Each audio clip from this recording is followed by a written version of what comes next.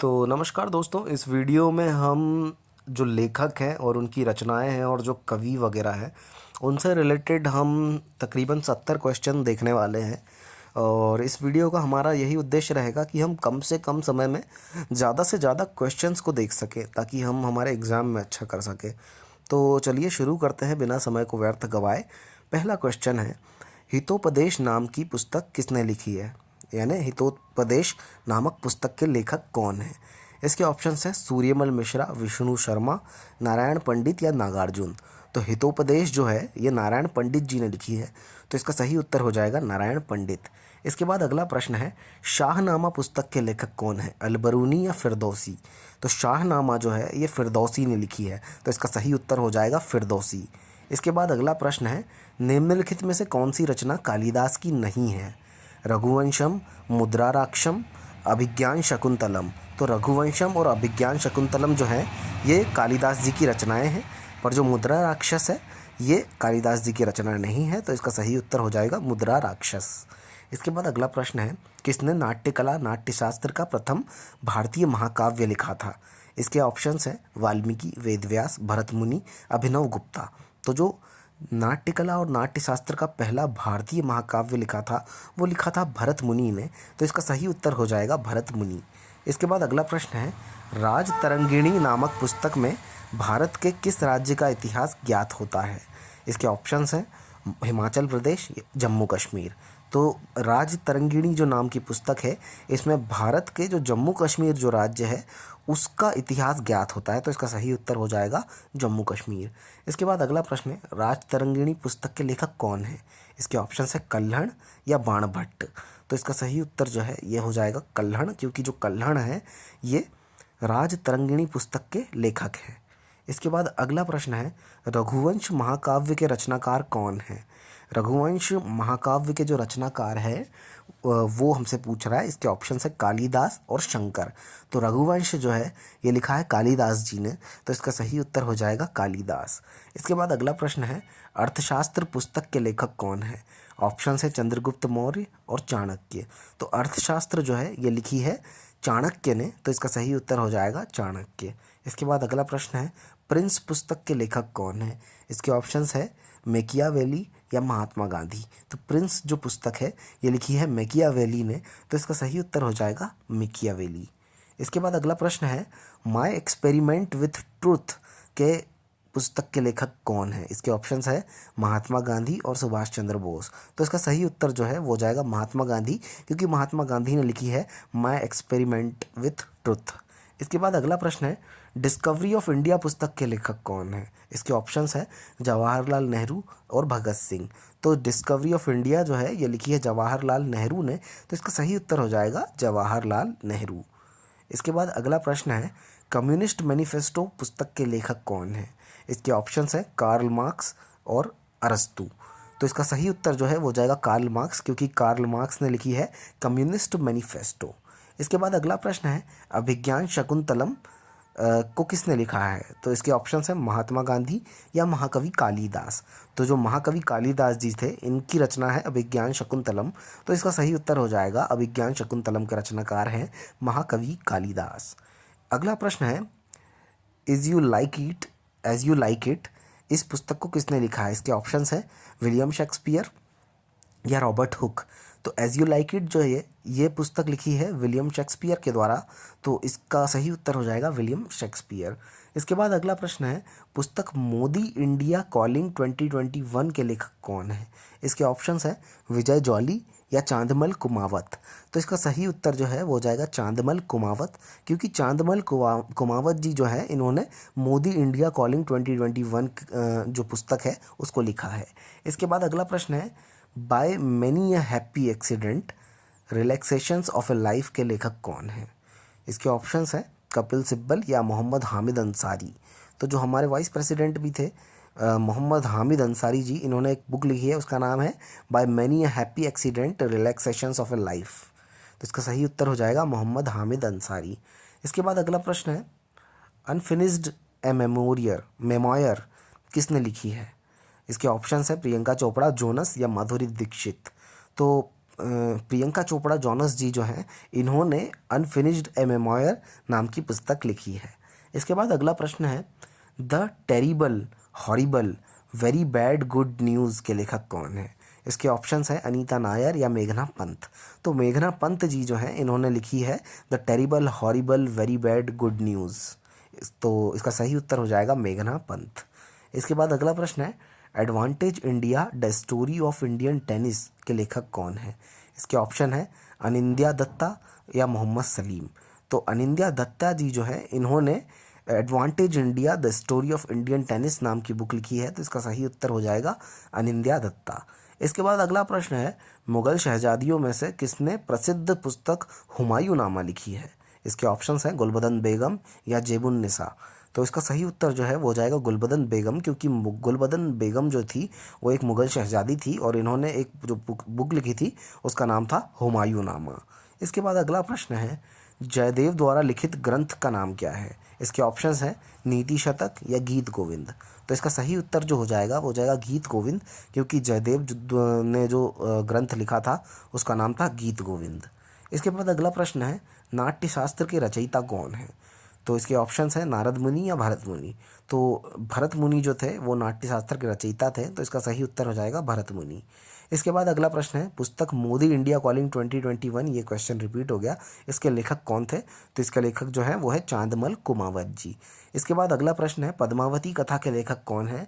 इसके ऑप्शंस हैं मुल्ला दाऊद या जायसी। तो जायसी जो है, इन्होंने पद्मावती कथा लिखी है। तो इसका सही उत्तर हो जाएगा जायसी। इसके बाद अगला प्रश्न है, बीजक निम्नलिखित में से किसकी कृति है? तो बीजक जो है ये किसकी कृति है पूछ रहा है। इसके ऑप्शन है कबीरदास या रामदास। तो कबीरदास जी जो है, इन्होंने बीजक लिखा है। तो इसका सही उत्तर हो जाएगा कबीरदास।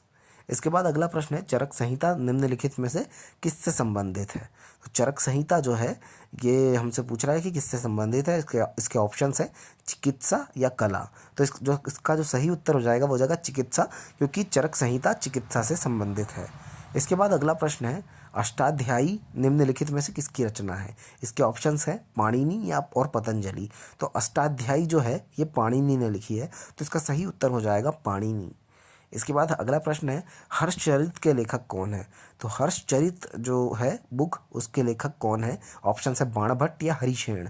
तो हर्षचरित जो है ये बाणभट्ट के द्वारा लिखी गई थी। तो इसका सही उत्तर हो जाएगा बाणभट्ट। इसके बाद अगला प्रश्न है, मिताक्षरा का संबंध किससे है? तो मिताक्षरा जो है ये पुस्तक किससे संबंध है इसका? इसके ऑप्शन है विज्ञान से या हिंदू विधि से। तो इसका सही उत्तर जो है ये हो जाएगा हिंदू विधि से, क्योंकि मिताक्षरा जो पुस्तक है इसका संबंध हिंदू विधि से है। इसके बाद अगला प्रश्न है, मिताक्षरा किसकी रचना है?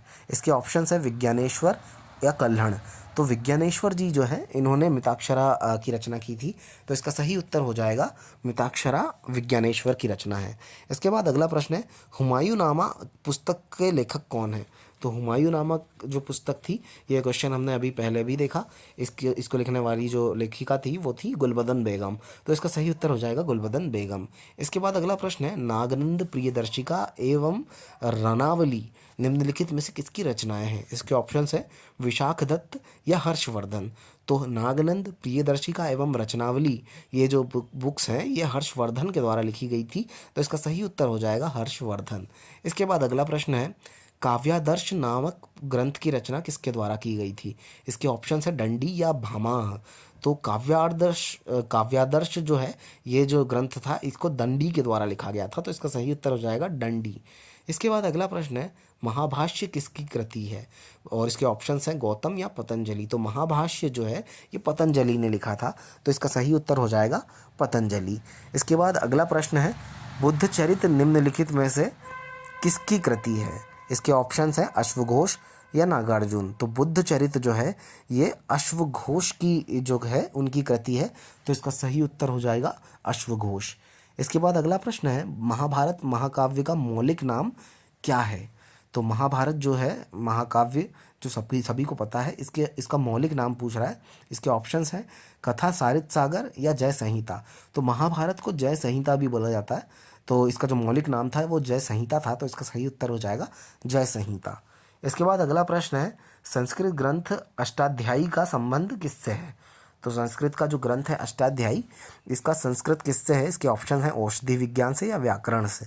तो इसका सही उत्तर हो जाएगा व्याकरण से। तो इसका क्योंकि संस्कृत ग्रंथ जो अष्टाध्यायी है ये व्याकरण से संबंधित है।